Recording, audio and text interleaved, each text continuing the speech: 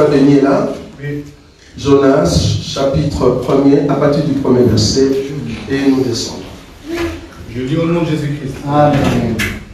La parole de l'Éternel fut adressée à Jonas, fils d'Amittai, en ces mots. Lève-toi, va à Ninive, la grande ville, et crie contre l'Éternel, car sa méchanceté est montée jusqu'à moi. Et Jonas se leva pour s'enfuir à Tarsis, loin de la face de l'Éternel. Il descendit à Jappo, et il trouva un navire qui allait à Tarsis. Il paya le prix du transport et s'embarqua pour aller avec les passagers à Tarsis, loin de la face de l'Éternel. L'Éternel fit souffler sur la mer un vent impétueux, et il s'éleva sur la mer une grande tempête. Le navire menaçait de faire naufrage. Les mariniers eurent peur et ils implorèrent chacun leur Dieu. Et ils jetèrent dans la mer les objets qui étaient sur le navire, afin de se rendre plus léger. Jonas descendit au fond du navire, se coucha et s'endormit profondément. Le pilote s'approcha de lui et lui dit, « Pourquoi dors-tu? Lève-toi, invoque ton Dieu. Peut-être voudra-t-il penser à nous et nous ne périrons pas. » Et ils se dirent l'un à l'autre, « Venez et tirons au sort, pour savoir qui nous attire ce malheur. » Ils tirèrent au sort, et le sort tomba sur Jonas. Alors ils lui dirent, « Dis-nous, qui nous attire ce malheur? Quelles sont tes affaires? Et d'où viens-tu?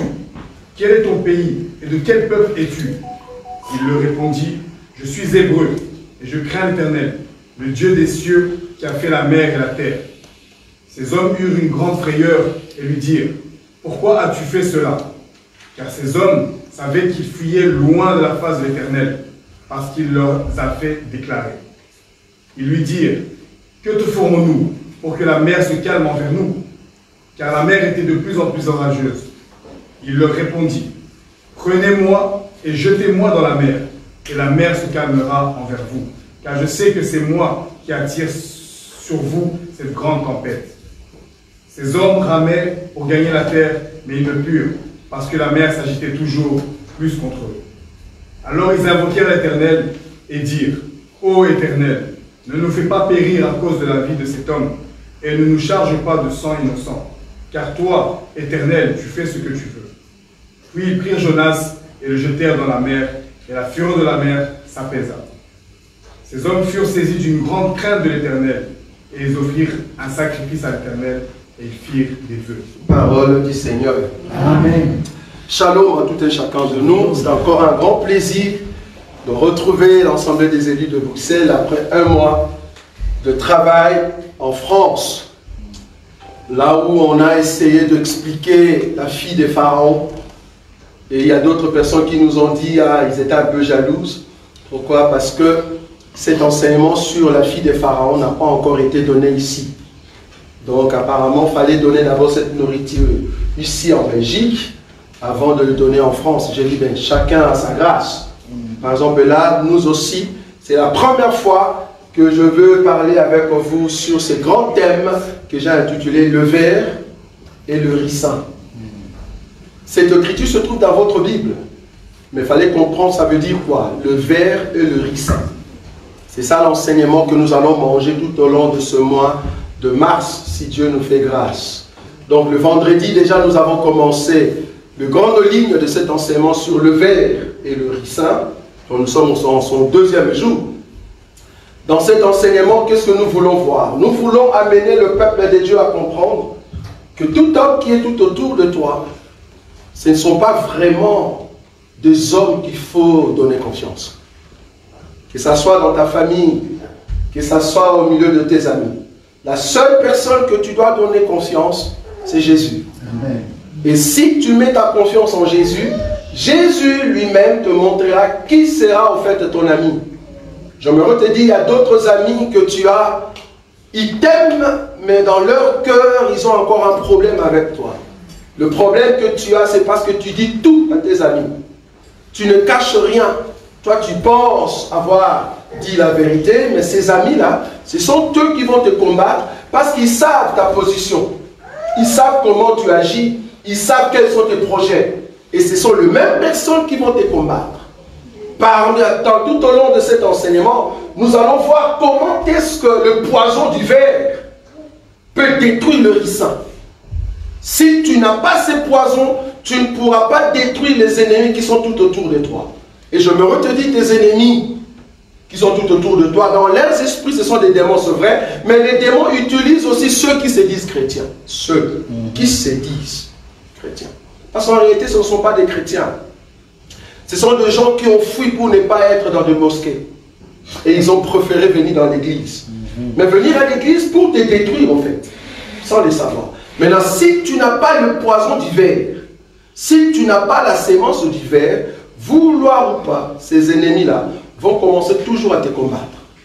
Nous croyons dans cet évangile que si nous avons la sémence du ver, vouloir ou pas, aucun ennemi, aucun ami, aucun membre de notre famille ne peut te toucher. Et je me redis, comme on a dit la fois passée, personne ne peut toucher Job si Dieu accorde la permission. Je me redis, si réellement tu es de la génération du ver, vouloir ou pas, quand je dis vert ici, j'espère que vous comprenez. Je ne parle pas de la couleur verte. Hein. Je parle du vert qui est au fait le parent de vermisseau. Vous voyez là où je suis? Le vert, je ne sais pas en néerlandais c'est quoi. Bon, je sais en polonais c'est quoi, je ne sais pas. Tu vas le dire. Comment? Robak. Robak. Ah, je veux parler polonais. Robak. Alingala muchopi. Voilà. Robak. Donc le ver a un poison. Maintenant, nous allons voir le ver en question et le ricin dans cet enseignement. Nous allons vous prouver ici que si tu as les poisons du ver, vouloir ou pas, aucun ennemi ne peut te toucher. C'est ça la puissance. Le vendredi, nous avons commencé pour montrer que Jonas est sorti de quelque part. Pourquoi? Parce que Dieu étant la parole, nous avons fait la différence entre la parole et Dieu. Nous avons dit que Dieu, au départ, il n'était pas Dieu. Dieu, au départ, il était la parole. Alors, qui a créé Dieu? Nous, ici, dans notre évangile, nous savons. Si vous allez dans d'autres églises, ils disent, ah papa, c'est quoi cette question-là? Nous savons. Qui a créé Dieu? Dieu ne peut pas exister étant donné qu'il ne crée pas. Dieu a existé parce qu'il y a quelque chose qu'il a créé ou quelqu'un l'a créé. Et qui a créé Dieu? C'est Jean, chapitre 1er, à partir du premier verset, c'est la parole. Au commencement était la parole, Dieu n'existait pas encore. Pour que Dieu devienne Dieu, quand la parole a décidé de commencer à créer, alors la parole devient Dieu. Vous voyez ça? Amen. Quand on dit Dieu, c'est-à-dire, j'ai créé quelque chose qui va m'adorer. Alors là, je deviens Dieu. Dieu, c'est juste un titre que notre Dieu a. Le titre suprême, au-dessus de tout Dieu. Ah, donc il y a d'autres dieux. Donc c'est juste un titre. Donc nous avons notre Dieu, les autres aussi ont aussi leur Dieu. Pourquoi nous avons touché cet élément? Parce qu'il y a de bien-aimés qui viennent à l'église, mais cependant dans leur cœur, ils ont aussi d'autres dieux. Ils ont d'autres dieux. Vous allez voir une personne qui va prendre le temps de parler au téléphone, de rester sur son téléphone pendant 4 heures du temps. Mais il ne souffre pas. Le corps ne fait pas mal. Mais quand on lui dit, nous allons nous agenouiller pendant 30 minutes, j'ai mal au genou. Nous comprenons que c'est lui à qui tu donnes la valeur. C'est ça ton Dieu, sans le savoir. Dieu, en fait, c'est objet d'adoration. Qu'est-ce que toi tu aimes trop? C'est ça Dieu. Nous, étant chrétiens, nous aimons Dieu plus que toute autre chose. Vous voyez? Donc Dieu est devenu Dieu quand il a commencé à créer. Ok, c'est ce que nous avons dit le vendredi. Et donc, la parole a été envoyée à Jonas. Jonas étant qui? Jonas étant un prophète. Donc, la parole a posé dans les corps de Jonas. Et Jonas va sortir. Pourquoi? C'est parce que la Bible dit, regardez le verset 2. Lève-toi, va à Ninive, la grande ville, et crie contre elle, car sa méchanceté est montée jusqu'à moi. Je vais d'abord expliquer ici pourquoi Dieu a envoyé Jonas à Ninive. Dieu a envoyé Jonas à Ninive parce que vous allez voir que Jonas lui-même va dire, je suis hébreu. Donc Dieu ne l'avait pas envoyé au fait chez les Hébreux. Dieu l'avait envoyé à Ninive. Pourquoi? Parce que Ninive se trouvait dans des problèmes. Quel problème? Ninive était dans le péché. Ninive aujourd'hui c'est toi et moi. Nous étions loin de Dieu. La Bible l'appelle la grande ville. Maintenant je fais des recherches pour comprendre qui est la première personne qui a construit la grande ville. Pour savoir que la grande ville en réalité est représentée par des nations et non pas par Israël. Amen. Je suis parti, j'ai pris l'écriture, frère Boïka ou frère Béni. Je vais prendre une écriture. Avant de toucher cette écriture, frère Boïka, Psaume chapitre 19, le verset 6, et le frère Béni va nous prendre Luc chapitre 17, le verset 24. Psaume chapitre 19, à partir du verset... le verset 6. Le verset 6. Oui. Et le soleil, oui, semblable à un époux qui sort de sa chambre, oui, s'élance dans la carrière avec la joie d'un héros. Il se lève à une extrémité des cieux et achève sa course à l'autre extrémité. Rien ne se dérobe à sa chaleur. Merci. Donc ici, on nous montre que le soleil, c'est un époux. C'est un mari qui sort d'une extrémité pour aller dans une autre extrémité. Rien ne se dérobe dans sa carrière. En d'autres termes, quand il sort le matin pour aller se coucher, vouloir ou pas, tout est clair. Il y a la lumière, il y a le soleil qui frappe. Tout le monde est là sous le soleil. Rien ne se dérobe. Mais il sort d'une extrémité pour aller dans une autre extrémité. Or, là où il est sorti, c'est là-bas qu'il est né. Vous voyez ça? Sorti veut dire la naissance. Mais là où il va se coucher, là où il va se reposer, c'est là-bas qu'il va mourir. Est-ce que vous voyez maintenant? Maintenant, Luc nous dit quoi, frère Béni? Car comme l'éclair resplendit et brille d'une extrémité du ciel à l'autre, ainsi sera le Fils de l'homme en son jour. Ah, donc ici, on nous dit le soleil en question, qui sort d'une extrémité et qui va dans l'autre extrémité, n'est rien d'autre que le Fils de l'homme. C'est la Bible qui le dit. Donc, le soleil qui sort d'une extrémité pour se coucher dans l'autre extrémité, vouloir ou pas, c'est le Seigneur Jésus. Or, nous savons que le soleil sort de l'Orient pour se coucher à l'Occident. Donc, nous allons parler sur le peuple de l'Orient et le peuple de l'Occident. Le peuple de l'Orient, c'est qui? C'est le peuple là où le Seigneur Jésus est né. Mais là où il va se coucher, c'est un autre peuple. C'est là-bas que nous allons voir. Donc, du coup, Jonas, qui sort de quelque part pour aller dans un autre endroit, c'est comme s'il est sorti de l'Orient pour aller vers l'Occident. Il doit sauver un peuple dans l'Occident. Est-ce que vous avez vu ça? Amen. Maintenant, je vais voir la grande ville, frère Boïka. Je prends une écriture. Je prends Genèse chapitre 10. Qui a construit cette grande ville? Genèse chapitre 10, le verset 8 jusqu'à 12. Cush engendra aussi Nimrod. Oui. C'est lui qui commença à être puissant sur la terre. Oui. Il fut un vaillant chasseur devant l'Éternel. C'est pourquoi l'on dit, comme Nimrod, vaillant chasseur devant l'Éternel.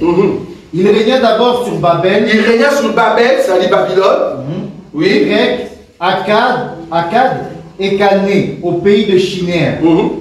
De ce pays-là sortit Assur.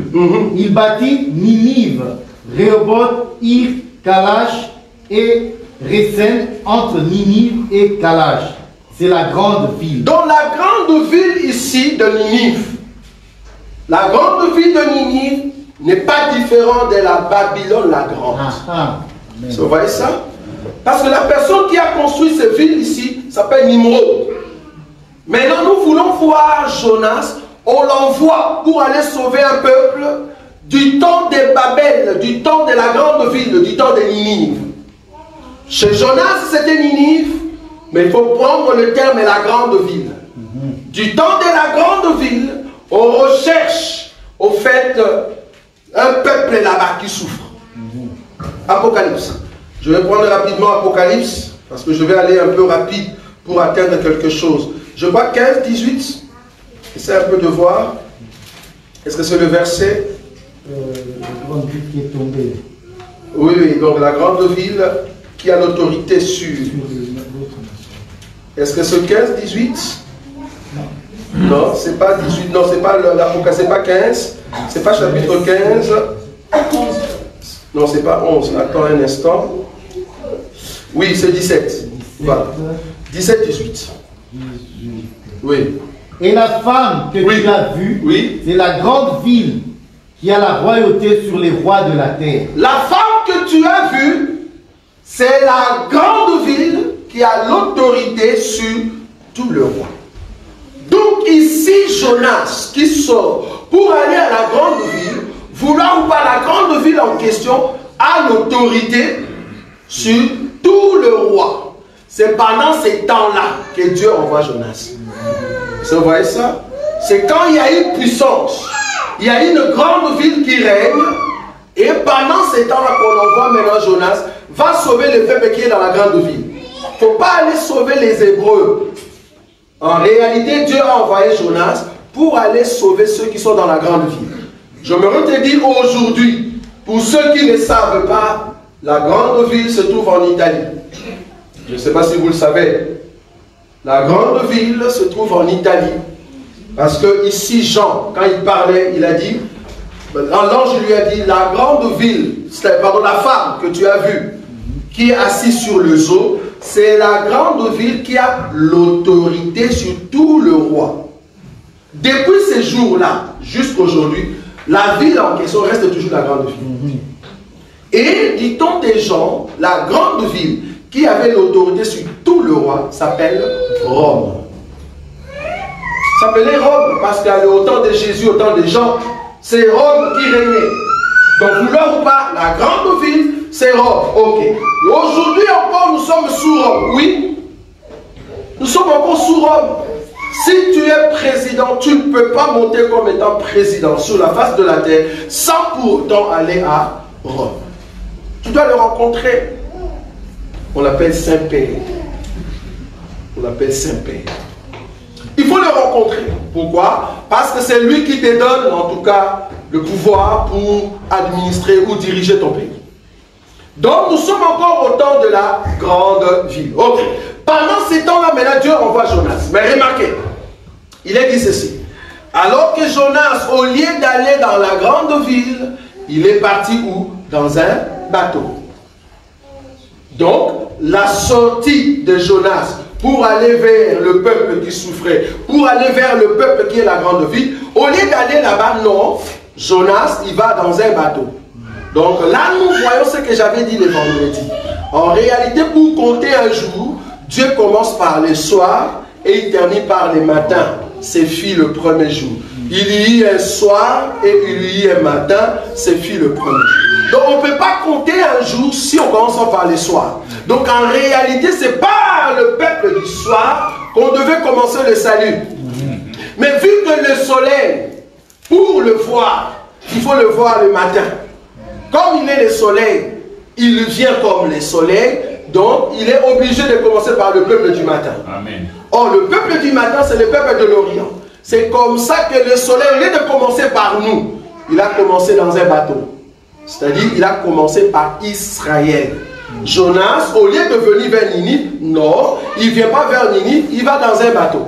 Le bateau ici, je le typifie comme étant une femme, comme étant Israël. Vous voyez cela? Maintenant, Jonas, comme étant Christ, arrive maintenant en Israël, le Christ qui était avant. Je vais prendre encore une autre écriture parce que je vais quand même bien expliquer la sortie de Jonas. Nous allons prendre Genèse. Genèse chapitre 37, frère Boïka. Oui. Je vais expliquer la sortie de Jonas par rapport à cet homme ici. Je vais prendre 3 personnages et nous allons voir la sortie de Jonas qui va maintenant vers, au fait, le bateau ou le peuple de sa famille. Tu prends Genèse chapitre 37, le verset 12. Les frères de Jacob étant allés à... De Jacob. De Joseph. Merci. Les frères de Joseph étant allés à Sichem pour faire paître le troupeau de leur père, Israël dit à Joseph, tes frères ne font-ils pas paître le troupeau à Sichem? Viens, je vais t'envoyer vers eux. Il répondit, me voici. Israël lui dit, va, je te prie, et vois si tes frères sont en bonne santé, et si le troupeau est en bon état, et tu m'en rapporteras des nouvelles. Il envoya ainsi de la vallée d'Hébron, et Joseph alla à Sichem. Le verset 16. Le verset 16. Oui. Joseph répondit, je cherche mes frères, dis-moi je te prie, où ils font paître leur troupeau. Un instant. Ici nous voyons Joseph. Joseph, ses frères sont partis d'abord avant. Ils sont partis pour paître le troupeau. Joseph, son père, lui donne du pain. Il dit, va voir tes frères.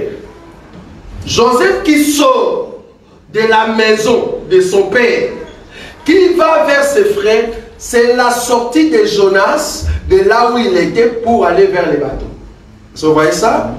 Joseph qui sort de la maison de son père, c'est la sortie de Jésus étant lumière, dans la présence de Dieu, qui nous amène la parole. Vous voyez ça? Donc le Joseph ici, qui sort d'une extrémité, c'est le soleil qui sort. Est-ce que vous voyez ça? Donc Joseph qui sort de la maison du Père, c'est en fait le soleil qui sort et qui va commencer sa course. Mais vouloir ou pas, à la fin, il faut que le soleil se couche. Donc il faut voir aussi que Joseph va se coucher. On va voir aussi Jonas va se coucher. Et je vais prendre aussi David, il va se coucher. Est-ce que vous voyez ça? Mais il sort de quelque part. Il sort de son père.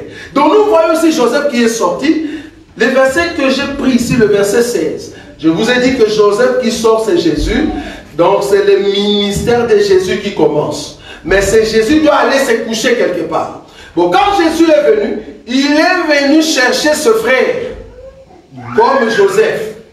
Joseph est sorti de la maison de son père. Le père lui a dit, va chercher tes frères. Oui ou non? Oui. Maintenant Jésus, quand il est venu, Jésus a répété le même verset, c'est-à-dire la même parole que Joseph a dit ici. Écoutez le verset 16. Le verset 16. La Bible dit, le verset 15. Prends le verset 15.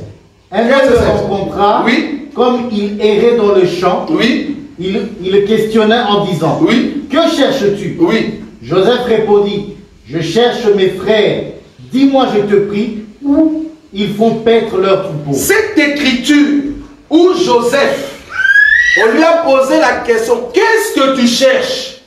Mais Joseph va dire, je cherche mes frères.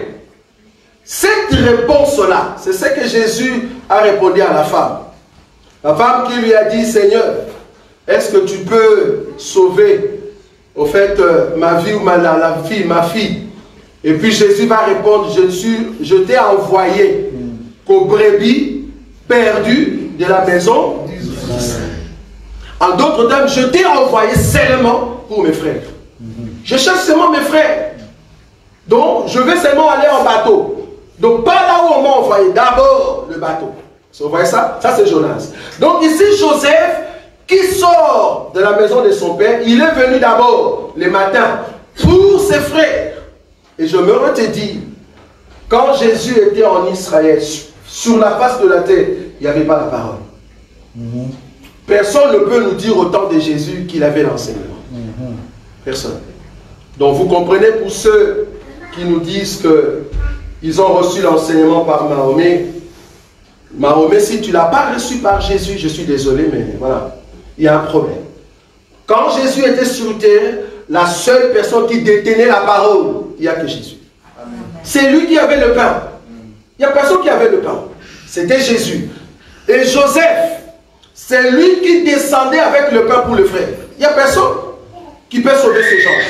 Et quand maintenant Joseph est arrivé, on lui a montré, voilà maintenant tes frères, l'Écriture nous dit ceci. Parce que ici, je vous ramène par rapport à Jonas, pour qu'on arrive dans les vers et les ricins. Vous voyez ça? Regardez. Il est dit ceci. Genèse chapitre 37. Quand Joseph a rencontré ses frères, oui. Verset 15. Le verset 15. Un homme le rencontra, oui. Comme il errait dans le champ, il le questionnait en disant, que cherches-tu? Oui. Joseph répondit, je cherche mes frères, dis-moi je te prie, où ils font paître leur troupeau. Et l'homme dit, ils sont partis d'ici, car je les ai entendus dire, allant à Dothan. Joseph alla près de ses frères et il les trouva à Dothan. Le verset 17 d'abord.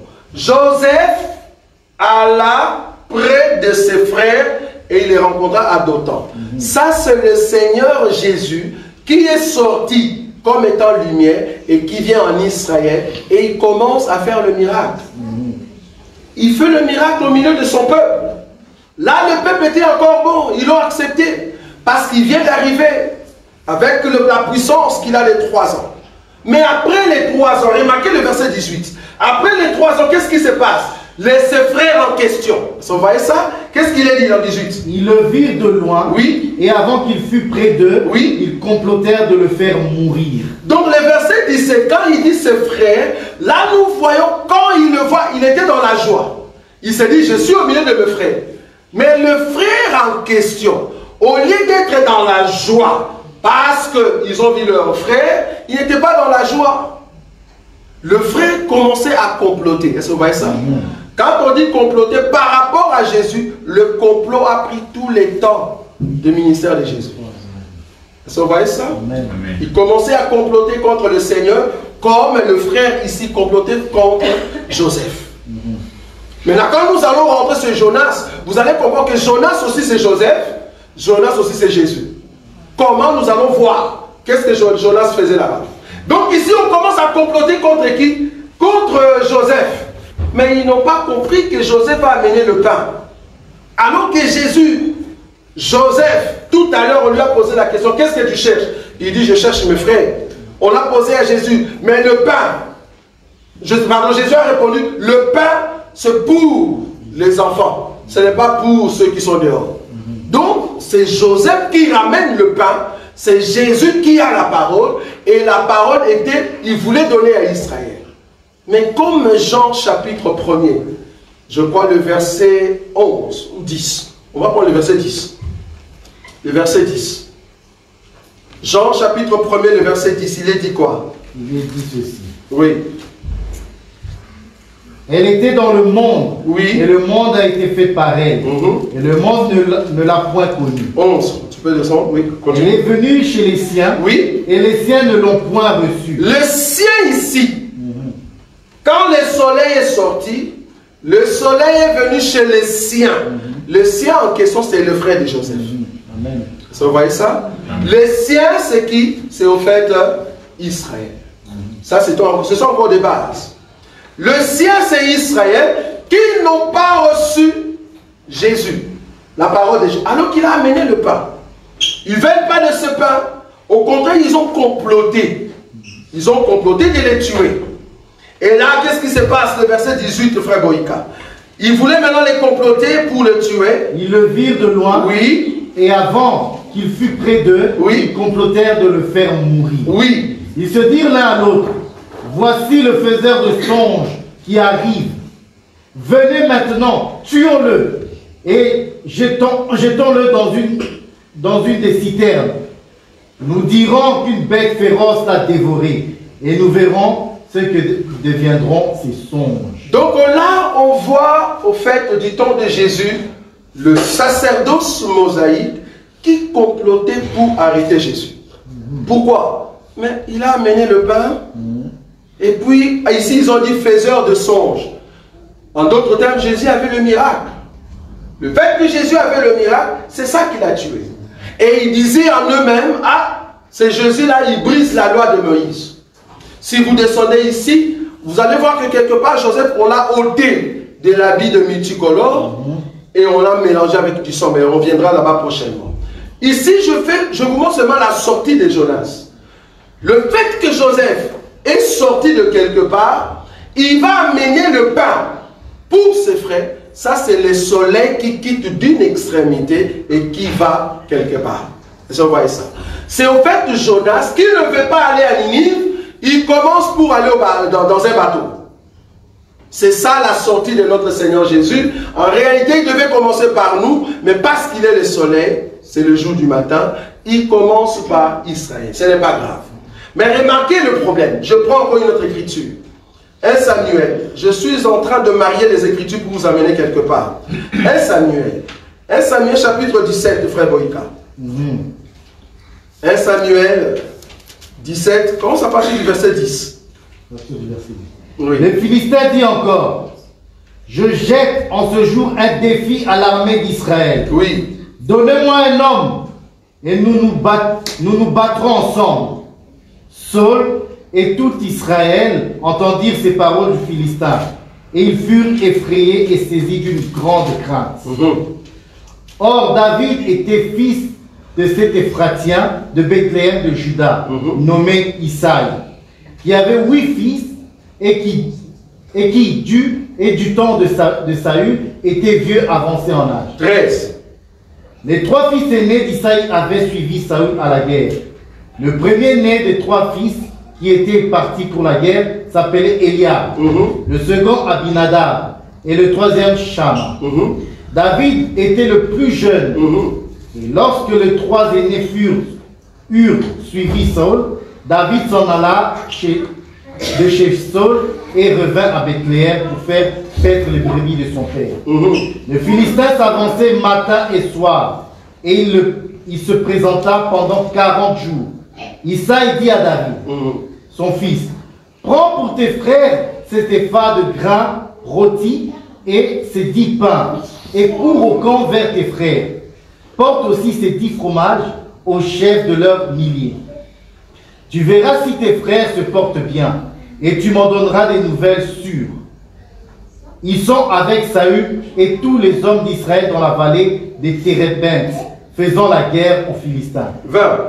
David se leva de bon matin, il laissa les brebis à un gardien, prit sa charge et partit comme Isaïe lui avait ordonné. Lorsqu'il arriva au camp, l'armée était en marche pour se ranger en bataille et poussait des cris de guerre. Merci. Ici, nous voyons David. David, de la même manière comme Joseph, de la même manière comme Jonas, de la même manière comme Jésus. Il est sorti d'un milieu dans la maison du Père. Il est sorti de là, on lui a donné encore le pain pour amener à ses frères. Maintenant ici, ils sont plus clairs. Parce que chez Joseph, on a dit amène seulement le pain à tes frères. Mais ici, on a compris que le frère en question de David, le frère en question de Joseph, le frère en question de Jésus, ou soit les lieux où Jonas va aller, c'est qui? C'est au fait le 3 frères. On n'a pas dit 4. Mais remarquez que le père avait 8 fils. Le père avait 8 fils, mais il y a les 3 qui sont dans la guerre. Donc David, il vient apporter le pain aux 3. Or, le 3, comme vous le savez dans notre évangile, Jésus qui est venu au temps de la loi, il est venu pour accomplir quoi? Selon Luc chapitre 24, le verset 44, il est venu pour accomplir quoi? La loi, les psaumes et le prophète. Donc les 3 fils, est-ce que vous voyez ça? Les 3 fils que David doit rencontrer dans le bataille et qui n'ont pas pu gagner Goliath. Est-ce que vous voyez ça? Ils étaient 3, mais ils n'ont pas pu vaincre Goliath. Bon, quand je dis 3 ici, parce qu'on a cité leur nom, bien qu'ils étaient accompagnés avec l'armée d'Israël. Donc les 3 ici, c'est au fait de la loi, le psaume et le prophète. Ok. Donc David vient pendant ces temps-là. Vient avec quoi? Le pain. Le fait que David est sorti de là, à la maison de son père, c'est ça le soleil qui sort d'une extrémité. Vous voyez ça? C'est ça Jonas qui sort là où il était pour aller dans un bateau. Vous voyez ça? Ça c'est la sortie de Jonas. Ok. Maintenant quand Jonas arrive, là maintenant je suis avec le frère Béni pour ne pas chercher trop l'écriture. Quand Jonas arrive là-bas, il est dit quoi? On rentre là-bas, Jonas chapitre 1er. Là où Jonas sort maintenant et il achète un billet pour aller dans un bateau à Tarsis. Qu'est-ce qu'il est dit là-bas? Et Jonas se leva pour s'enfuir à Tarsis, oui, loin de la face de l'Éternel. Il descendit à Jaco et il trouva un navire qui allait à Tarsis. Il paya le prix du transport et s'embarqua pour aller avec les passagers à Tarsis, loin de la face de l'Éternel. Mais l'Éternel fit souffler sur la mer un vent impétueux. Oui, on peut s'arrêter là. Ici, nous voyons que la Bible nous dit, Jonas, on lui a dit va à Ninive, mais il ne va pas. il va acheter un billet et il va embarquer avec d'autres personnes dans un bateau. Et là, au fait, il était dans un bateau et puis la Bible dit qu'il s'est caché en dessous. Pourquoi? Parce que la mer commençait à s'agiter. Bon, je ne vais pas encore toucher l'agitation de la mer aujourd'hui, mais c'est que je touche ici le prix. Le prix que Jonas a payé auprès de ces gens pour embarquer au fait dans un bateau. Là, nous voyons au fait la parabole de fils prodigue. Le fils prodigue a pris la richesse du père. Est-ce que vous voyez ça? Il a pris la richesse du père et il sort pour aller gaspiller. Est-ce que vous voyez ça? Amen. Pour aller gaspiller auprès de débaucher et ainsi de suite. Cela veut dire le Seigneur Jésus qui est la parole. C'est vrai, quand il est venu en Israël, la distribution de la nourriture, de l'onction, il était au milieu au fait de gens de mauvaise vie. Vous voyez ça? Amen. La Bible dit, regardez cet homme qui marche avec des gens de mauvaise vie. Les gens de mauvaise vie, c'était qui, le Pierre? Est-ce que vous voyez ça? C'est là-bas qu'il manifestait l'enseignement. Il gaspillait son argent. Est-ce que vous voyez ça? Jonas qui achète des billets, qui donne de l'argent et embarque avec d'autres personnes, c'est notre Seigneur Jésus qui marche avec ceux qui sont des hommes de rue. L'onction aujourd'hui que nous avons, ça ne demande pas la sagesse. Parce que la sortie de Jonas, il vient d'abord rencontrer ceux qui ne sont pas de grands intelligents. Non, il est venu rencontrer ceux qui ont des bons cœurs. Si tu as un bon cœur, alors tu acceptes le Seigneur dans ta vie. La parole de Dieu vient d'abord rencontrer ceux qui sont de bon cœur. Là, je descends, vous comprenez que je suis sur terre. Donc là, du coup, si tu acceptes le prix de Jonas, c'est bon, vous allez embarquer ensemble. Mais dans la révélation, nous disons que Jésus, au fait, qui a rencontré le Pierre et les autres, c'était des hommes qui n'étaient pas si intelligents. Ils ne connaissaient pas la loi. Et d'ailleurs, même le pharisien disait, ces gens maudits qui ne connaissent pas, au fait, la loi. Je crois l'écriture, c'est là où on parle de huissiers, tu vois. Quand les huissiers sont partis pour rencontrer, pour arrêter Jésus, ils ont dit jamais un homme n'a parlé comme cet homme. Et puis les sacrificateurs vont dire, est-ce que vous aussi vous voulez aller avec cet homme? Parce que ces gens-là sont maudits. Pourquoi? Parce qu'ils ne connaissent pas la loi. Donc en réalité, les gens et les autres, le Pierre, ils ne connaissaient pas la loi. Ce n'étaient pas des gens, des érudits, des gens qui connaissent, qui ont l'intelligence. Ils n'ont pas vraiment étudié comme il faut. Mais leur cœur était prêt à accepter le Seigneur. C'est là-bas que Jonas est parti. Il est sorti comme étant lumière, mais il rencontre un peuple qui l'accepte. Je vais maintenant toucher cet élément-là. Jonas qui paye et on le fait embarquer dans les bateaux. Est-ce que vous voyez ça? C'est-à-dire, qui sont le peuple qui ont accepté le message de Jonas ou la somme de Jonas? En d'autres termes, quels sont le peuple qui ont accepté Jésus quand il est venu sur la terre? Parce que les pharisiens n'ont pas accepté. Les pharisiens n'ont pas accepté. Vous allez comprendre que les pharisiens, c'est qui? En réalité, dans la vie de Jonas, les pharisiens, ce sont des pilotes. C'est là-bas que je vais venir. Donc, on a embarqué Jonas avec d'autres personnes. C'est Jésus qui prêche au milieu des gens, des pierres, les gens de mauvaise vie. Vous voyez ça? Lui qui est le soleil, occupé, embrasser ou accepter le soleil, je crois que c'est Cantique des Cantiques qui peut nous donner cette écriture. Je prends Cantique des Cantiques, frère Boïka. Aide-moi à trouver cette écriture. Je suis noir. Tu vois cette écriture? Au premier. Oui, vas-y. Au premier chapitre. Oui, cherche-moi ça. Je suis belle. Voilà. Oui, et tu le sens. Premier chapitre. Oui. Verset 5. Oui. Je suis noire. Oui. Mais je suis belle, fille de Jérusalem. Oui. Comme les tentes de Kédar, comme le pavillon de Salomon. Oui. Ne prenez pas garde à mon teint noir. C'est le soleil qui m'a brûlé. Vous avez vu ça? Cette fille dit, je suis noire et je suis belle. Quand nous parlons de la race noire ici, nous voulons juste voir la race noire comme étant une race qui accepte que le soleil puisse le brûler. Vous voyez ça? En d'autres termes, je me laisse pour que le soleil me brûle. Donc ne fais pas cas à mon teint. Ne regrette pas du fait que je suis noir. Si je suis noir, ce n'est pas ma faute. Je me suis laissé entre la main du soleil et le soleil m'a brûlé complètement. En d'autres termes, les rayons solaires ont pris la peau de mon corps, ils l'ont changé de couleur. Et je suis devenu noir. Donc quand tu me vois, tu dis, celui-ci ou celle-là, c'est le résultat d'une personne qui est restée sous le soleil. C'est comme les autres le font, comme on dit, bronzage. Si tu veux te bronzer, vouloir ou pas, tu te laisses sous le soleil et le soleil te brûle. Or, Jésus-Christ étant le soleil qui sort d'une extrémité, il vient dans nos vies pour nous brûler. Amen. Mais il ne brûle pas n'importe qui.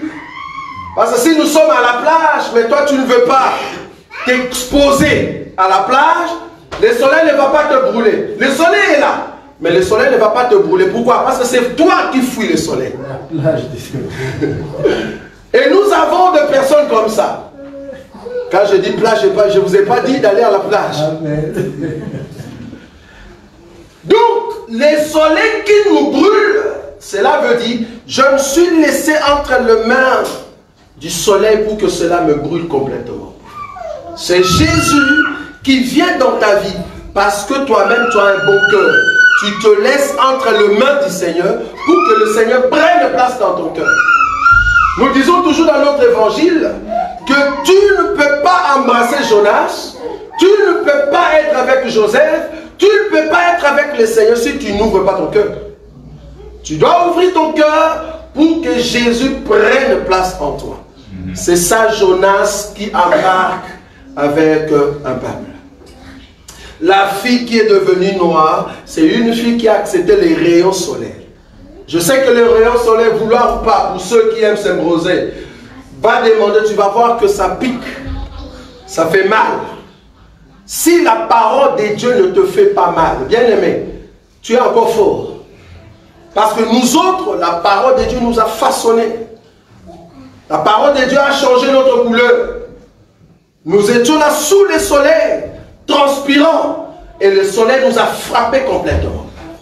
Si on vous prêche la parole de Dieu et que ça ne vous dérange pas, ça ne vous change pas, cela veut dire que tu as des habits climatisés, frère. C'est-à-dire quand le soleil te frappe, toi tu fais contre, tu vois. Tu as des parapluies. Bon, je peux aller là-bas. C'est parce que tu as des parapluies. Parapluie veut dire, ou parasol. Parasol c'est bien. Parasol veut dire, j'empêche le rayon solaire de me toucher. Vous voyez ça? Alors que la fille ici a dit, ne fais pas cas à mon teint, parce que c'est le soleil qui m'a brûlé. En d'autres termes, je n'ai pas mis de parapluie, de parasol. Je me suis laissé que le soleil puisse me frapper. Or, Jésus-Christ étant le soleil, s'il vient dans ta vie et que tu ne te laisses pas emporter par Jésus, il ne va rien faire. Parce que toi-même, tu barres. Tu ne veux pas que la parole puisse entrer. Or, une personne transformée par Jésus, nous n'avons pas besoin d'investiguer sur ta vie. Quand on te regarde, on voit que tu es noir. Directement, on comprend que cette personne est restée sous le soleil. Un chrétien n'est pas chrétien, il faut forcer pour le comprendre. Non. Quand tu vois un chrétien, tu dis ça, c'est un chrétien. Mais toi, dans ta vie, quand on te regarde, on doute. Surtout quand tu danses, on doute.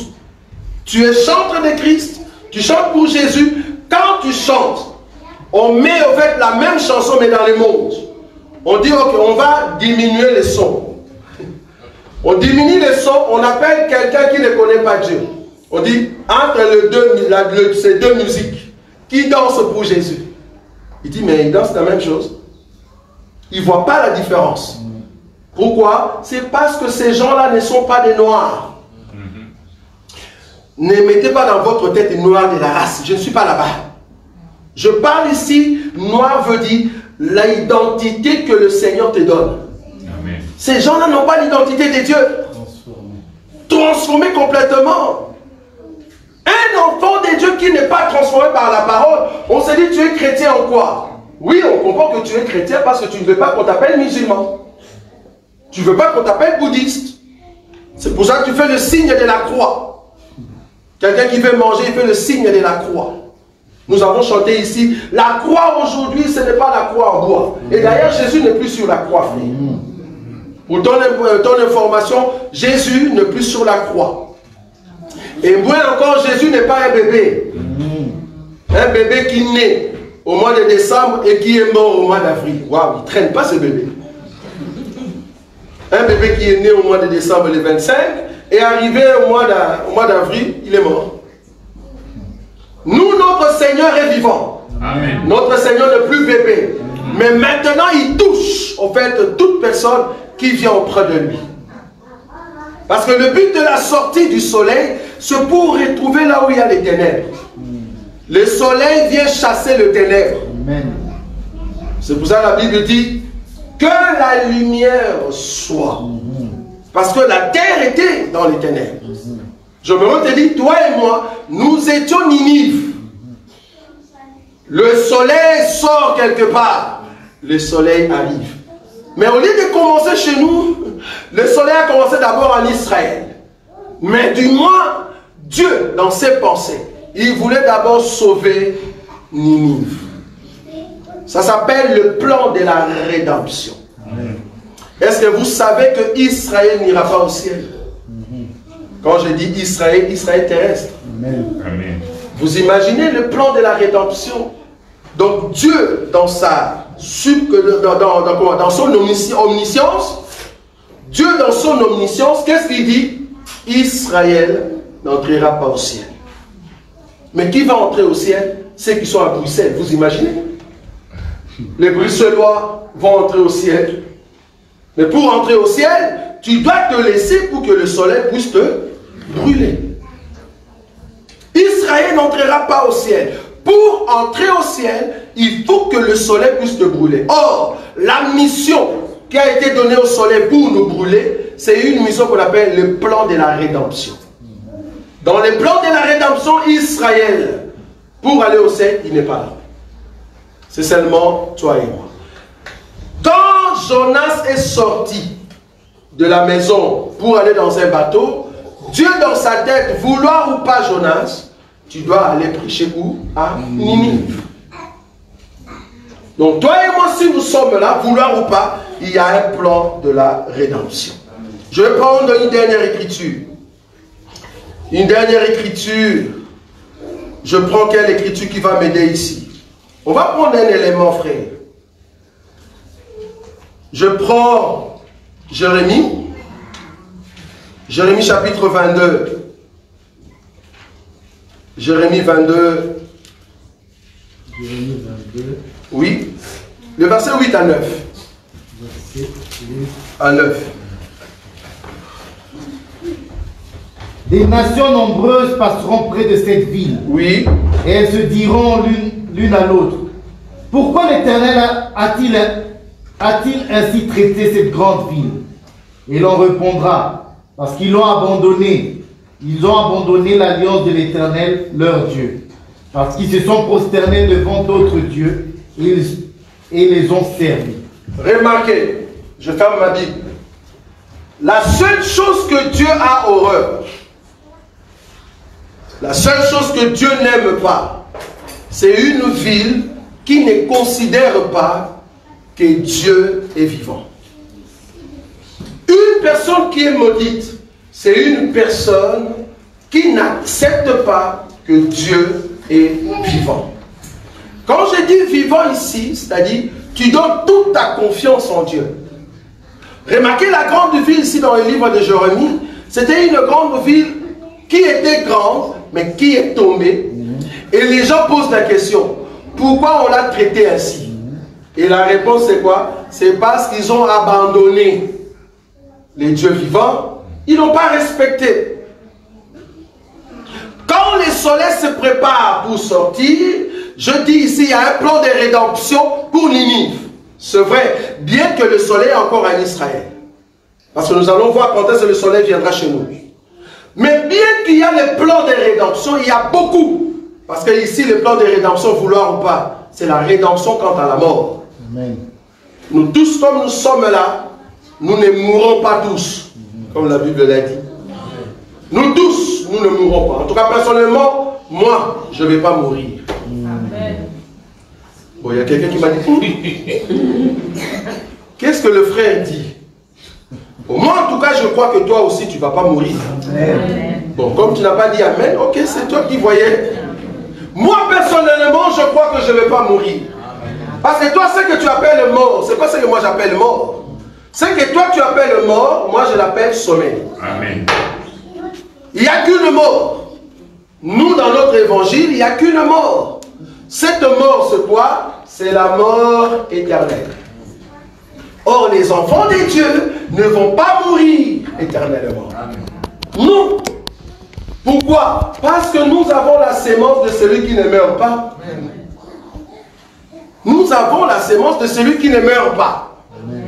Si tu as la sémence de celui qui va mourir un jour, c'est-à-dire Satan, parce que nous savons quel jour Satan va mourir. Vous voyez, vous ne savez pas. Mais nous savons. Vous avez peur de Satan? Non. Nous, en tout cas, on n'a pas peur de Satan. Parce que si vous ne savez pas, Satan était l'un des nôtres. Mais il a trahi, comme Judas. Pierre a dit, Judas était l'un des nôtres. Est-ce que vous voyez ça? Amen. Satan était l'un des nôtres, mais il a trahi. Et depuis le jour qu'il a trahi, j'ai regardé le papa en face. Le papa dit, toi, un jour tu vas mourir. Et le Dieu a décidé quand est-ce qu'il va mourir. Et nous savons. C'est seulement ceux qui ne savent pas quel jour Satan va mourir. Ce sont eux qui tuent Satan avant. Et Satan rigole. Tu ne peux pas tuer Satan avant. Bon, en tout cas, aujourd'hui, s'il faut compter encore le jour de Satan, si Jésus revenait à l'instant même, il faut donner encore à Satan plus de 1000 ans. Est-ce que vous avez vu ou pas? Amen. Si Satan doit mourir, si Jésus revenait maintenant, comme nous sommes là, les temps qui restent pour Satan, plus de 1000 ans. Plus de 1000 ans pour qu'il puisse mourir. Ceux qui sont là pour la preuve vous disent, bon, on ne comprend pas qu'est-ce qu'il dit. En fait, nous, dans notre évangile, nous savons que ceux qui vont aller au ciel, ils doivent retourner et nous allons vivre pendant 1000 ans. Amen. Et pendant ces 1000 ans, Satan ne sera pas tué. On va juste l'arrêter dans une prison. On va pas le tuer. On va les tuer après les 1000 ans. Vous voyez ça? Amen. Donc il a beaucoup de temps. Tu ne peux pas tuer Satan maintenant. C'est pour cela que nous avons dit le vendredi, quand il y a un malheur qui arrive dans ta vie, toi qui es un enfant de Dieu, ne va pas demander des sorciers. Il ne faut pas dire que c'est les sorciers qui m'ont touché. Si ce sont des sorciers, comment est-ce que les sorciers t'ont touché? C'est parce que tu as laissé soit une porte ouverte, soit tu es en dehors de Dieu. Jonas n'a pas péché quand on a tué tous ses enfants, ses serviteurs, les animaux. La Bible dit Jonas n'a pas péché. Job, qu'est-ce que je dis? Job n'a pas péché. Et qu'est-ce que Job a dit? Dieu a donné et Dieu a retiré. Amen. Il ne pécha point. S'il y a un malheur qui arrive dans ta famille, ne regarde pas des sorciers, demande au Père. Demande à Dieu. Si tu es un enfant de Dieu, c'est comme si moi j'étais président de la République. Et puis je vois du coup, quelqu'un entre dans notre maison, il vient prendre un enfant. L'enfant en question qui est mature. Il va demander, papa, qu'est-ce qui se passe? Comment on vient m'arrêter dans ta maison? Vous voyez ça? Parce qu'en réalité, étant président de la République, personne ne peut arrêter mon enfant. Donc si l'enfant est mature et qu'on vient l'arrêter, l'enfant ne va pas demander à ces gens-là, pourquoi vous venez m'arrêter? Non. Il demande directement au père. Père, tu ne vois pas qu'on m'arrête. Le père va dire non. Je laissais ça parce que tu avais fait ça et ça et ça. C'est pour cela que tu dois prendre une correction. À chaque fois qu'il y a un problème qui nous arrive, va demander à Dieu, frère. Ne demande pas aux sorciers. Le problème avec toi, quand il y a un problème, quand il y a un souci, toi tu demandes aux autres qui sont tout autour de toi. Demande à Dieu, il te dira, si j'ai permis ça, c'est parce qu'il y avait tel problème, tel problème. Dieu a dit à David, pour que je termine, Dieu a dit à David, David, parce que tu as connu la femme d'autrui, je te donne 3 suggestions. Soit 3 ans tes ennemis vont frapper Israël terriblement, soit 3 mois de famine, vous n'aurez pas à manger dans le pays d'Israël, ou soit 3 jours, vouloir ou pas, la peste va tuer les gens dans le pays. C'est-à-dire les 3, c'est la même chose. Même si tu as accepté les 3 ans, on va tuer les gens. Même si tu as accepté les 3 mois, la famine va tuer les gens. Même si tu as accepté les 3 jours, avec la peste, va tuer toujours les gens. Donc Dieu voulait tuer les gens en Israël. Il y a des moments où c'est Dieu qui permet. Et la Bible dit, David a dit, je ne mourrai pas tomber entre les mains de mes ennemis. Je préfère tomber entre les mains de l'Éternel. Alors j'accepte les 3 jours. La Bible dit, Dieu a tué les gens en Israël pendant 3 jours. C'est Dieu. Et qui a permis par les billets de l'ennemi, l'ange de la mort. Vous voyez ça? Amen. Ce qui nous arrive dans notre vie, c'est parce que le soleil qui se prépare pour sortir, les plans de la rédemption, nous avons fui ces plans-là. Et comme tu es l'enfant de Dieu, vouloir ou pas, Dieu te remettra toujours sur le pas de la correction. Il y a des corrections que Dieu nous donne, c'est parce que nous sommes des têtus. Dieu nous corrige d'une manière ou d'une autre. Il suffit seulement de savoir, est-ce que je suis un enfant de Dieu? Quand tu vois un problème qui t'arrive, frère, entre dans la prière. Sœur, cherche la face de Dieu. Dis, Seigneur, pourquoi tu as permis ça? Et le Seigneur, qui ne cache rien, rien ne peut nous arriver sans que l'Éternel en soit quoi? L'auteur. Ça, c'est pas pour les gens du monde, c'est pour les enfants de Dieu. Donc ici, tout enfant de Dieu qui a un problème, tout enfant de Dieu qui ne marche pas selon le plan de la rédemption, vouloir ou pas, un jour le Seigneur te remettra sur le chemin de ce plan-là. Ça, c'est un. Deuxièmement, si le soleil quitte dans un endroit pour aller dans un autre endroit, toi qui es dans les plans de Dieu, vouloir ou pas, le Seigneur viendra vers toi. Il va te rencontrer. Le soleil qui a commencé en Israël, vouloir ou pas, viendra chez nous pour nous sauver. Troisièmement, si tu es l'enfant de Dieu, laisse-toi entre les mains du Seigneur, même si ça fait mal, mais laisse que le soleil puisse te brûler. Parce que si le soleil te brûle, vouloir ou pas, le soleil va t'appeler ma femme. Pourquoi? Parce que tu es devenu la couleur que moi je voulais. Vous voyez ça? La couleur que je voulais que cette femme soit. Et puis la femme a dit, ne faut pas minimiser ma couleur. Cette couleur ne vient pas de moi. En réalité, j'avais une autre couleur. Mais si je suis ce que je suis aujourd'hui, c'est le soleil qui m'a brûlé. C'est pour ça que quand tu regardes une personne, tu vois que la personne est vraiment brisée. Dieu l'a façonné comme il faut. Une personne qui était dans le monde, mais Dieu l'a façonné. Il ne faut pas rigoler de cette personne. Parce qu'en réalité, cette personne dans son monde, quand il était, tu ne pouvais pas t'approcher. Mais il s'est laissé parce que c'est le soleil qui l'a brûlé. Mais si jusqu'aujourd'hui tu gardes encore ta position, nous comprenons que tu as un évangile de parapluie, frère. Un évangile de parasol. Tu n'aimes pas que la parole puisse te toucher. Tu es imperméable. Un cœur imperméable. Laisse-toi par le Seigneur. Parce que la Bible dit, chaque jour le Seigneur rajoutait à l'église les âmes de ceux qui étaient sauvés. Le Seigneur nous sauve en dehors et il nous ramène à la maison. Nous ne sommes pas sauvés à l'église. Nous ne sommes pas sauvés à l'église. L'église, c'est la rencontre de tous ceux qui sont sauvés. Vous voyez ça? Nous sommes sauvés là, dehors. Et le salut, c'est par prédestination. Je répète, le salut, c'est par prédestination. Tu n'es pas ici par hasard. Tu es ici parce que tu es l'arbre que Dieu avait choisi depuis les temps anciens pour que tu puisses participer avec nous. Et c'est comme ça que tu acceptes l'enseignement.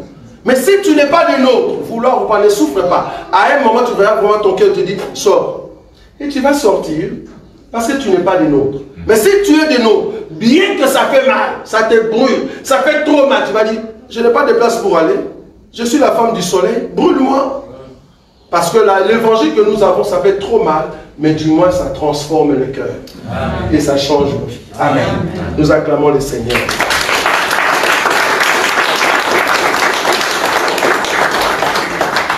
Tendre Père, nous te sommes reconnaissants. Nous ne sommes pas cette femme qui fuit dans l'eau, alors que toi, le soleil, tu veux le brûler complètement. Nous ne sommes pas ce peuple qui fuit le couteau, alors que tu veux, Seigneur, changer notre identité. Mais nous sommes, c'est David qui t'a rencontré dans la forêt et tu lui as donné la force, enfin, de lutter contre l'ours et les lions. Nous aussi, Seigneur, dans le monde, tu nous as rencontrés là où nous étions et nous avons vaincu la chair, nous avons vaincu l'ennemi, nous avons vaincu les désirs, Seigneur, de ce corps et nous sommes venus à toi pour te rencontrer. Tu nous as donné la lampe tout au long de cette soirée pour marcher et aller à ta rencontre. Oui, le soir est avancé et la lumière brille encore, Seigneur. La lumière qui est au fait de ta parole. Et nous avons besoin de ton onction afin de garder cette lumière tout autour de nous. Bénis ton peuple, Seigneur, afin que tout ce que tu nous enseignes ici soit des paroles, des avertissements pour préparer ton peuple à ta rencontre. Nous sommes certifiés que nous serons encore bénis de toi si tu vas nous parler prochainement pour la seule gloire de ton nom. En ton nom, Jésus-Christ, que j'ai ainsi prié. Amen. Amen. Le mercredi prochain, nous serons ici à partir de 18 h jusqu'à 20 h et le vendredi à partir de 18 h jusqu'à 20 h. C'est ça? C'est juste, non? Voilà. Donc le mercredi et le vendredi de 18 h à 20 h et le dimanche de 10h30 à 13h, 13h30. Qu'est-ce que je voulais dire? Il se pourrait que ce mercredi, parce que ce n'est pas encore arrêté, il se pourrait que ce mercredi et les autres mercredis, que chaque mercredi soit maintenant un temps d'adoration et de prière. Voilà, juste un temps d'adoration et de prière. C'est-à-dire, nous allons commencer à venir ici, vous qui avez des problèmes, vous qui avez des soucis pour vos enfants, ou soit de soucis pour le séjour, parce que nous croyons que le Seigneur Jésus est vivant, nous voulons commencer à prier intensément. Donc quand tu viens le mercredi, tu viens ici pour prier et non pas pour écouter l'enseignement. Mais le vendredi par contre, c'est là-bas que nous allons poser des questions ou soit reprendre ou continuer avec l'enseignement. Mais le mercredi, il se pourrait, parce qu'il faut que je puisse avoir la certitude avec les hommes de Dieu, il se pourrait que ça soit maintenant un temps que de prière de 18 h à 20 h. Donc si vous aimez la prière, ne manquez pas d'être là chaque mercredi à partir de 18 h jusqu'à 20 h. Ça c'est un. Ce samedi, non pas ce samedi ici, mais l'autre samedi. C'est-à-dire, le samedi, ça tombe quelle date, le frère Boïka? Le samedi, pas le samedi ici, mais l'autre. C'est le 16, c'est ça? Le 16. Ça tombe le 16. C'est ça? Il est quelle heure, frère? Donnez-moi l'heure, parce que deux fois je parle. 13h22. Comment? 13h22. Ok, je vais terminer dans 8 minutes. Donc, ça tombe le 16, c'est ça? Ok. Samedi 16, nous aurons ici, à partir de 15 h jusqu'à 18 h, dans cette salle, samedi 16 mars, nous aurons ici dans cette salle, à partir de 15 h jusqu'à 18 h, une conférence de mariés. La conférence de mariés, comme je dis, je n'ai pas dit de célibataires, supportez-nous. J'ai bien dit de mariés. Quand on dit conférence de mariés, amenez votre mari, amenez votre femme. Pourquoi nous avons dit pas des célibataires? Parce que nous allons mettre sur la table des questions qui fâchent, des questions qui dérangent dans vos couples. Donc, les célibataires, nous sommes désolés, donc ne venez pas. Parce que ça sera une réunion taboue. Les choses qu'on va dire ici, nous ne voulons pas que le célibataire, quand tu vas rentrer à la maison, que tu puisses avoir l'esprit de mari de nuit. Ou de femme de nuit. Parce que nous allons entrer dans les détails exacts de ce qui se passe dans vos maisons. Nous parlerons sur la sodomie. la fellation. Donc nous allons entrer en détail dans ces choses. Nous avons compris que dans vos mariages, il y a ces choses qui se passent. Vous ne savez pas vous épanouir parce que vous avez essayé de mettre de loi tout autour de vos relations sexuelles. Nous voulons maintenant entrer par rapport à la lumière de la parole de Dieu. Comment vivre le bonheur dans le mariage en ce qui concerne les relations sexuelles? Nous allons poser des questions à l'intimité. C'est ce qu'on a fait en France et je vous dis, ça cartonnait terrible. C'était terrible en France. Donc, appelez de mariés, je bien dis de mariés, pas de célibataires, s'il vous plaît. Que de mariés viennent. Si tu es marié, que ta femme n'est pas ici, tu peux toujours venir. Mais il faut que tu sois marié. Si ta femme n'est pas ici, ton mari n'est pas ici, tu peux venir. Comme ça, tu vas comprendre ce que nous allons dire ici. Donc, le 16, à partir de 15, tu peux inviter n'importe qui, si tu connais des gens qui aimeraient comprendre leurs relations sexuelles dans leur mariage. Si vous voulez aller au ciel, parce que nous avons compris que d'autres personnes vont rater l'enfer parce que vos relations sexuelles ne sont pas bien. Vous ratez soit le bonheur ou vous le faites trop mal.